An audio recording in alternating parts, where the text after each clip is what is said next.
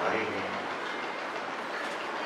हम प्रिंसिपल महोदया के और इस कॉलेज के, इस स्कूल की ओनर मैडम, डॉक्टर मैडम, यहाँ पर आई हुई तमाम हमारी सम्मानित प्रधानाचार्य महोदय, बहुत सारे अन्य अतिथिगण यहाँ पधारे हैं, खास करके गजानन माली साहब जो हमारे मित्र भी हैं और समय समय पर बहुत सारी चीज़ें परामर्श के रूप में हमको प्राप्त होती रहती हैं। आप प्यारे बच्चे, आज का ये जो पल है निश्चित रूप से एक बड़ा ही यादगार क्षण मेरे ही जीवन के लिए रहेगा। बहुत सारे स्कूलों में, कॉलेजेस में, इंस्टीट्यूट में जाने का मौका मिलता रहता है और मैं भी ऐसे पलों को ढूंढने की कोशिश करता हूँ कि ऐसे वातावरण में जाकर के अपने उस बचपन को याद किया जाए, उन गुरुजनों को याद किया जाए जिनके प्रेरणा से आज हम कुछ हैं, कुछ कर सकते हैं समाज के लिए, देश के लिए, देश की सेवा के लिए। हम अपने अनुभवों से अपने नौनिहालों को, जिनके कंधों पर देश के भविष्य के निर्माण की एक बहुत बड़ी जिम्मेदारी है, आने वाले समय में हम कब रिटायर होंगे, कब हमारा स्थान आपको ग्रहण करना है, आपके कंधों पर बहुत बड़ी जिम्मेदारी आने वाली है। ऐसे क्षण में निश्चित रूप से हम लोगों का भी दायित्व बनता है कि आने वाली इस पीढ़ी को एक सही दिशा, एक सही मार्गदर्शन हम सब लोग प्रदान करें।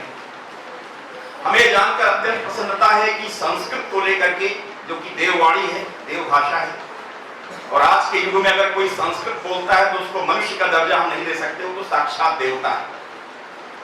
क्योंकि ये भाषा पूरी दुनिया की सबसे बड़ी वैज्ञानिक प्राचीनतम भाषा है और भारत की तो सारी भाषाओं की जननी है। इसको सारे भाषा वैज्ञानिक भी प्रमाणित कर चुके हैं।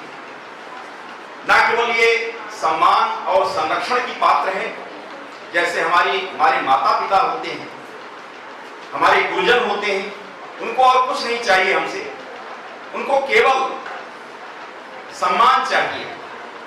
और केवल एक चीज मैं बताना चाहूंगा कि ज्यादा समय हम आपका नहीं लेना चाहेंगे। जीवन में ये बच्चे जो हमारे बैठे हुए हैं, 2-3 चीजें याद करके रख लें, आपके जीवन में बहुत काम आएगी। अपने लाइफ में हमेशा 4 वर्ग जो ऐसे हैं जीवन के, आपके सामने हमेशा आएंगे, उनकी हमेशा आपको इज्जत करनी है। हम तो 6-7 देशों की यात्रा भी किए हैं, तमाम सारे जगहों पर तमाम सारे एकेडमिक सेशंस को ज्वाइन किए हैं। हमने देखा है, अनुभव प्राप्त किया है, उनसे मैं आपको बता रहा हूं। वे देश जो अपनी संस्कृति और सभ्यता को भूल जाते हैं, वो कभी आगे नहीं बढ़ पाए, और वो देश जो अपने संस्कृति, सभ्यता और गौरवशाली इतिहास, जो उनकी अपनी सभ्यता है, जिसके बल पर आज वो दम पर खड़े हैं, उनका अस्तित्व है, वो अगर वो अपनी जीवंत स्थिति को बनाए हुए हैं तो आज वो बहुत आगे निकल रहे हैं। हमारे देश की जो संस्कृति और सभ्यता रही है, उसमें स्पष्ट रूप से 4 लोगों का सम्मान जिंदगी भर करने की शिक्षा दी गई है हमेशा। चाहे कोई भी शास्त्र पढ़िए, कोई भी ग्रंथ पढ़िए। नंबर 1 माता पिता, जो हमारे पेरेंट्स हैं, जिन्होंने हमें जन्म दिया। दूसरे हमारे गुरुजन, जो आज हमें शिक्षा दे रहे हैं, हमें पढ़ा रहे हैं, हमें कुछ आगे बढ़ने की प्रेरणा देते हैं, अपने करियर को आगे बढ़ाने की प्रेरणा देते हैं, और शायद इन्हीं की प्रेरणा से आप आगे बढ़ करके किसी अच्छे स्थान पर पहुंचेंगे, इस लायक बनेंगे कि आप कुछ देश और समाज के लिए करने के हालात में हो। और तीसरा सोल्जर्स, जो हमारे देश की रक्षा के लिए अपने प्राण न्यौछावर करने को तैयार रहते हैं। आप कुछ भी हासिल कर लें, हमसे आपसे कहा जाए कि आपको प्राण देना है, किसी चीज के लिए प्राण देना है, जान देनी है, शायद एक बार हम कदम पीछे हटा लेंगे, रिट्रीट कर लेंगे। ये क्या पागल टाइप का आदमी है, हमसे ये कह रहा है प्राण दे दो, जान दे दो। क्यों जान दे दें? वो सोल्जर्स, वो सिपाही जो देश की सीमा पर खड़े होकर के हमारे देश की हिफाजत के लिए अपनी जान न्यौछावर करने को तैयार है, वो अपने देश के लिए जान देने को तैयार है, अपने प्राण देने को तैयार है, अपने देश की रक्षा के लिए, अपने देश के डिफेंस के लिए, हिफाजत के लिए। हमें हमारा ये धर्म बनता है कि हम उसको सम्मान दें। हमने फॉरेन में देखा है कि बसों से अगर कोई सिपाही उतर रहे हैं, हवाई जहाज से उतर रहे हैं, ट्रेन से उतर रहे हैं, लोग रेलवे स्टेशन पे, बसों पे, एयरपोर्ट पे तालियां बजा करके उनका स्वागत, उनका सम्मान करते हैं। वो लाइन से गुजरते जाते हैं, उनका उत्साह बढ़ता है, उनके अंदर एक अजीब सी प्रसन्नता की अनुभूति होती है कि हमें कम से कम इस देश के लोग एक संरक्षक की भूमिका के रूप में, एक सुरक्षा करने वाले सिपाही की भूमिका में देख करके प्रसन्न हो रहे हैं और एक एहसान, एक उपकार जताते हुए, उपकार और प्रेरणा जताते हुए अपना एक कृतज्ञता ज्ञापित कर रहे हैं, एक ग्रेटफुलनेस जाहिर कर रहे हैं। ये भाव हमें उनके अंदर पैदा करने की आवश्यकता है। चौथी जो सोसाइटी का हमारा आधा आबादी है, हमारी जो महिलाएं हैं, हमारे देश की बेटियां, हमारी बहनें, हमारी माताएं,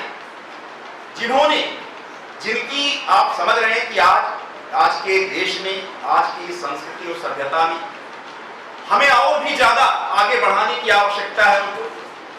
आज तो ये हालात है कि देश का जो लड़ाकू विमान है, जंगी विमान, हवाई जहाज जो लड़ाई लड़ने जाते हैं, वो चलाने वाली हमारी महिलाएं, हमारे देश की बेटियां हवाई जहाज उड़ा रही हैं। ये देश के विकास की एक बहुत बड़ी पराकाष्ठा हम लोग देख रहे हैं। और हमारे शास्त्रों में कहा गया है कि मातृवत परदारेषु परद्रव्येषु रोष्ठवत् सर्वभूतेषु आत्मवत् यः पश्यति सः पंडितः। वास्तव में विद्वान तो वो व्यक्ति है, पढ़ा लिखा व्यक्ति वो माना जाता है जो दूसरे की स्त्री को, दूसरे की बहन बेटी को अपनी मां, अपनी बहन बेटी के समान मानकर चले, दूसरे के धन को लोष्ठवत् यानी ढेले के समान, लोष्ठ ढेला कहते हैं, मिट्टी का टुकड़ा, उसके समान समझे और हर प्राणी को अपने समान समझे। यानी किसी को हम एक कांटा चुभोएंगे, जितना दर्द उसको होगा जितना ही दर्द हमको भी होगा, दूसरे प्राणी को, दूसरे किसी भी व्यक्ति को, चाहे वो पशु पक्षी ही क्यों ना हो, उतना ही संवेदना उसको होती, उतना ही दर्द होता है जितना हमको होता है। ये भाव हमारे अंदर होना चाहिए, समदर्शिता का जो भाव गीता हमको सिखाती है। और इस प्रकार के भाव रखने वाले ही वास्तव में मानव और पढ़े लिखे इंसान के रूप में ट्रीट किए गए हैं। हमारे शास्त्रों में, हमारे क्लासिकल तमाम सारे ग्रंथ हैं, उनमें ये बातें आई। अंत में एक चीज मैं बताना चाहूंगा, यहां पर जीवन में प्रेरणा के रूप में है, जो हमारे शास्त्रों में भी आया है, विनम्रता ये सबसे बड़ी पूंजी होती है इंसान की। और अत्यधिक किसी प्रकार का कोई भी संग्रह, जैसे आप पशु पक्षी को देखिए, गाय को आप चारा डालिए, गाय जितना उसको भूख होगी वो घास खाएगी और उसके बाद चल देगी। हमारी आपकी आदत क्या होती है कि जितना भी मिल जाए वो कम है, कोई भी चीज हो। आप पक्षियों को देखिए, आप दाना डालिए पक्षियों को, पक्षी उतना ही खाएगा जितनी उसकी भूख है और उसके बाद उड़ जाए। वो कोई चीज संग्रह नहीं करता। ये संग्रह की जो एक आदमी के अंदर बहुत बड़ी लालच होती है, ये आदमी को कमजोर बनाती है। हमारी जो न्यूनतम आवश्यकताएं हैं उनमें हम अपने आप को जी करके दिखाएं और उससे ही हम आगे बढ़ेंगे। जितने भी महान लोग हुए हैं, आप किसी को भी नहीं, चाहे वो पिता महात्मा गांधी की जीवनी को पढ़िए, चाहे आप अब्राहम लिंकन की जीवनी को पढ़िए, जितने भी महान लोग, प्राचीनतम इतिहास को उठाकर देख लीजिए, और आज के भी युग में ऐसे ही लोग उच्च स्तर तक पहुंचे हैं जिन्होंने बहुत कुछ त्याग किया है अपने जीवन में, बहुत परिश्रम किया है, बहुत मेहनत किया है और बड़ों का सम्मान किया है, छोटों को स्नेह दिया है, अपने बराबर के लोगों से कभी ईर्ष्या द्वेष की भावना नहीं रखी है और सबको आगे बढ़ने की प्रेरणा हमेशा दी है। हमारे शास्त्रों में आया है कि वृत्तम यत्नेन संरक्षेत वित्तमायाति याति च। वृत्तम यत्नेन संरक्षेत वित्तमायाति याति च वित्ततः क्षीणो अक्षीणो वृत्ततस्तु हतो हतः। इसका हम हिंदी अनुवाद करके आपको समझाना चाहेंगे, जो हमारे बच्चों के लिए बहुत ही प्रेरणास्पद है, प्रेरणादायी है। और जीवन में ये चीज याद रखना पड़ेगा क्योंकि ये आपकी सबसे बड़ी पूंजी होगी जो इस श्लोक में कभी किसी जमाने में गंगापुत्र भीष्म ने उस समय कहा था जब द्रौपदी का चीरहरण करने के लिए दुर्योधन आगे बढ़ा था। दुर्योधन के कहने पर दुशासन आगे बढ़ा था। दुर्योधन को आगाह किया था गंगापुत्र भीष्म पितामह ने, ये तुम क्या कर रहे हो, ये गलत कर रहे हो, ये तुम्हारी भाभी है और तुम इसका चीरहरण करने जा रहे हो। इससे बड़ा जघन्य पाप कोई नहीं होगा और इतिहास तुम्हें कभी माफ नहीं करेगा। आने वाला जो वंश है पूरा ब्रह्मांड का कोई भी समाज ये स्वीकार करने को तैयार नहीं होगा। उनका कहना है वृत्तम यत्नेन संरक्षित। वृत्त माने चरित्र, अपना कैरेक्टर, अपना व्यक्तित्व, अपना कृतित्व। यत्नेन संरक्षित, यत्नेन मतलब प्रयास करना पड़ेगा। हमारे सामने लालच की बहुत सारी चीजें आएंगी, हमारे मन में अजीब से लोभ पैदा होंगे और वो लोभ, वो आकर्षण कहीं ना कहीं हमको गलत रास्ते पर भटका ले जाते हैं। इसलिए हमको यत्नेन, वृत्त की रक्षा, चरित्र की रक्षा इतनी आसान नहीं है। यत्नेन प्रयास करना पड़ेगा, कोशिश करनी पड़ेगी, तब हम अपने आप को, अपने चरित्र को सुरक्षित रख पाएंगे। क्योंकि वित्तम आयात यातिचा, दो शब्दों की उन्होंने तुलना की है वहां पे, वृत्त और वित्त। वृत्त माने होता है चरित्र और वित्त माने होता है धन। चरित्र की रक्षा यत्न पूर्वक करनी पड़ती है, कोशिश करनी पड़ती है, गलत रास्ते से भटकने ना पाए। और उसमें गुरु का मार्गदर्शन, माता पिता का मार्गदर्शन, उनकी प्रेरणा, क्योंकि माता तो पहली गुरु होती है। आप सब लोग जानते हैं जब बच्चा पैदा होता है तो बच्चे को माँ ही बताती है कि बेटा तुम्हारा जो आहार है वो कहाँ है, वो खुद ले जाती है और स्तनपान कराती है, बच्चे को सिखाती है। और बच्चा जो कुछ नहीं जानता, अभी जस्ट पैदा हुआ है, वो सीखने की प्रेरणा लेता है। वो समझता है कि हाँ मेरा आहार तो यहाँ मिलेगा, माँ के स्तनपान से मैं जीवित रहूंगा, वहां से मुझे पोषण मिलेगा। तो वृत्तम यत्नेन संरक्षित, यानी जो चरित्र है उसकी रक्षा यत्न पूर्वक, प्रयास पूर्वक करनी है। क्योंकि धन तो आता है चला जाता है। वित्तम आयात यातिचा, धन यानी वित्त और वृत्त की तुलना करते हुए बता रहे हैं कि चरित्र की रक्षा हमें, वृत्त की रक्षा हमें हमेशा प्रयास करके करनी है। क्योंकि धन तो आता है चला जाता है। और आगे कहते हैं कि वित्ततः क्षीणो अक्षीणो, अगर धन चला गया तो एक हाथ के मैल के बराबर होता है। आज आया, खर्च हुआ, फिर कल कमाए, फिर खर्च हुआ, फिर कल परसों कमाए, फिर खर्च हुआ। ये तो आता है चला जाता है। लेकिन वृत्ततस्तु हतो हता, अगर चरित्र एक बार गिर गया, कैरेक्टर एक बार भी कहीं पतित हुआ, तो हतो हता, वो मरे हुए व्यक्ति के समान हो जाता है। उसको समाज में कभी भी सम्मान का दर्जा नहीं मिलेगा। ये हमारी सनातनी संस्कृति रही है, ये हमारी सभ्यता रही है, ये हमारे शास्त्र, हमारी लिटरेचर हमें उससे प्रेरणा लेनी है। और हमेशा इन चार लोगों को जो सम्मान देने की बात मैंने की है, माता पिता, गुरु, सोल्जर्स जो सिपाही हैं, जो हमारी रक्षा के लिए हमेशा खड़े हैं, अपना जान देने को तैयार हैं। और चौथी जो हमारी बहन, बेटियां और माताएं हैं, उनको हमेशा सम्मान देना। कभी भी बसों में आप सफर कर रहे हैं, ट्रेन में सफर कर रहे हैं, आप देखते हैं कि कोई बहन, कोई बेटी, कोई माँ खड़ी है, आप तुरंत सीट छोड़िए, आप उसको तुरंत आमंत्रित करिए अपने सीट पर बैठने के लिए। देखिए वहां कैसा वातावरण आपको दिखाई देगा, अजीब सी प्रेरणा आपसे ग्रहण करेंगे वो लोग जो वहां बैठे हुए होंगे। निश्चित रूप से ये सारे आदर्श कदम दर कदम हम लोगों को प्रस्तुत करने चाहिए। और ये चीज जिसके अंदर आ जाती है उसको आगे बढ़ने से आज तक कोई रोक नहीं पाया है। जितने लोग उत्कर्ष तक पहुंचे हैं, किसी क्लाइमैक्स तक पहुंचे हैं, उन सब लोगों ने they have renunciated so many things in their life। आप किसी भी महान व्यक्ति की जीवनी उठा करके पढ़ लीजिए। मुंशी प्रेमचंद की कहानियां हम लोग पढ़ते हैं, 300 कहानियां उस आदमी ने लिख डाली, तमाम उपन्यास लिख डाले। उस आदमी का जब जीवनी उठा के पढ़िए, उस आदमी के फोटो आप देखिए जो 1880 में पैदा हुआ, 1936 में मर गए। मात्र 56 साल की अवस्था में वो आदमी क्या करके गया कि पूरी दुनिया कहानी लेखन की कला उससे सीखती है। एक सादगी भरा जीवन। आप किसी को भी देखिए, गांधी जी के जीवन को उठाइए, 12 हाथ की धोती में पूरी जिंदगी काट डाली। गांधी जी कहते थे सत्य, अहिंसा, अस्तेय, परिग्रह और ब्रह्मचर्य, जो कभी भगवान बुद्ध ने आज के 2500 साल पहले हमारे इतिहास में बातें आई हैं, उन्होंने कहा था अपने उपदेश, सत्य, अहिंसा, अस्तेय, अस्तेय माने किसी का कोई सामान न चुराना, अपरिग्रह यानी आवश्यकता से कोई चीज ज्यादा ना रखना, और ब्रह्मचर्य यानी सेलिबेसी, हमें संयम बरतना चाहिए। हमें काम, क्रोध, लोभ, मोह, मद और मात्सर्य जो षड विकार हैं, जो 6 बुराइयां हैं समाज की, इनसे हमेशा अपने आप को दूर करके हमें अपने आप को उन्नति के पथ पर आगे बढ़ाना है। ये प्रेरणा हमको महान व्यक्तित्व देते रहे। तो आज के इस पावन पर्व पर, इस दिन पर, जब हमारे इतनी विभूतियां यहाँ आई हुई हैं, इतने सारे लोग प्रेरणा देने के लिए हमको हमारे व्यक्तित्व के विकास के लिए यहाँ आई हुई हैं, हमारा फर्ज बनता है कि हम सबको सम्मान दें और सबको मौका भी दें सारी बात कहने का।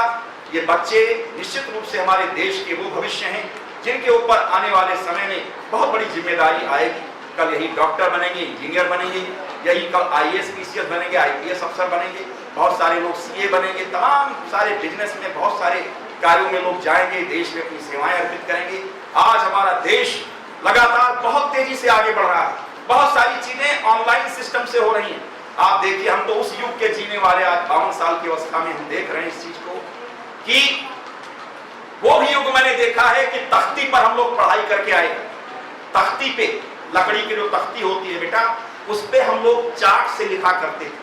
टीचर हमको सिखाते थे राइटिंग बनाना, कैसे राइटिंग बनाना। वहां से पढ़ने के बाद और दुनिया भर के युगों को झेलते हुए, बहुत सारी चुनौतियों को झेलते हुए यहाँ तक पहुंचे। आज वो युग देख रहे हैं कि बच्चे लैपटॉप पे पढ़ रहे हैं, कंप्यूटर पे पढ़ाई कर रहे हैं।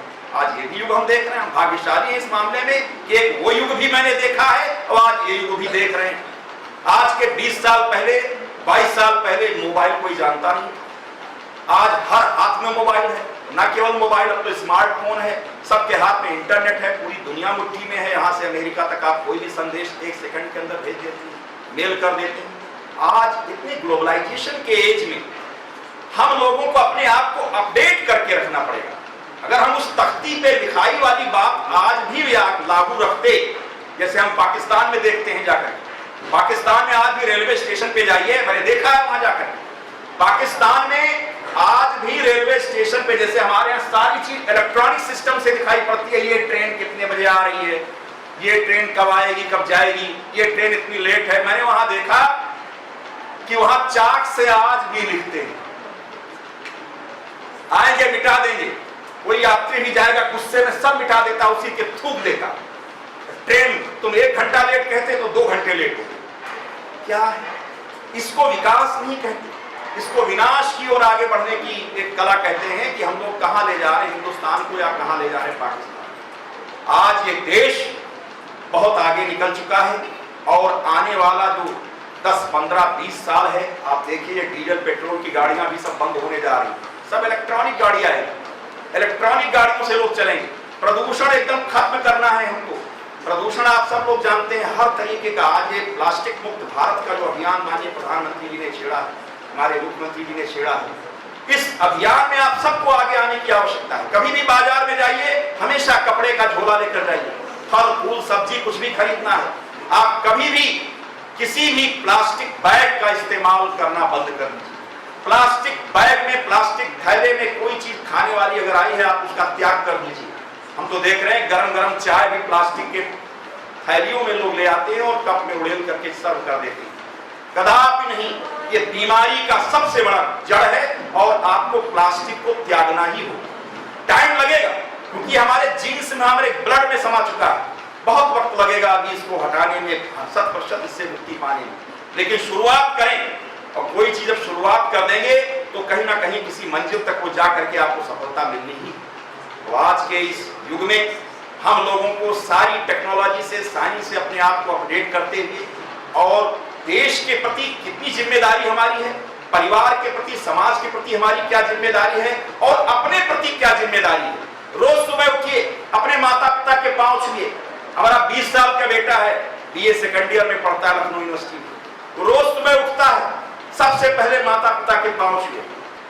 हम मैम के भी बहुत आभारी हैं जो इस कॉलेज की ओनर हैं, इस इंस्टीट्यूट की ओनर हैं, उन्होंने अपना बहुमूल्य समय दिया और हमको इनवाइट किया, इस लायक समझा कि हम आकर के 4 शब्द अपने अनुभवों के साथ शेयर करें अपने बच्चों के साथ में। और प्रधानाचार्य जी, यहाँ के टीचर्स, यहाँ के जो भी अतिथि हैं, हम उन सब का बहुत सम्मान करते हैं, उनके भी आभारी हैं कि निश्चित रूप से आप सब लोगों ने एक उत्साहवर्धन हमारा भी किया है। और जब भी समय मिलेगा हम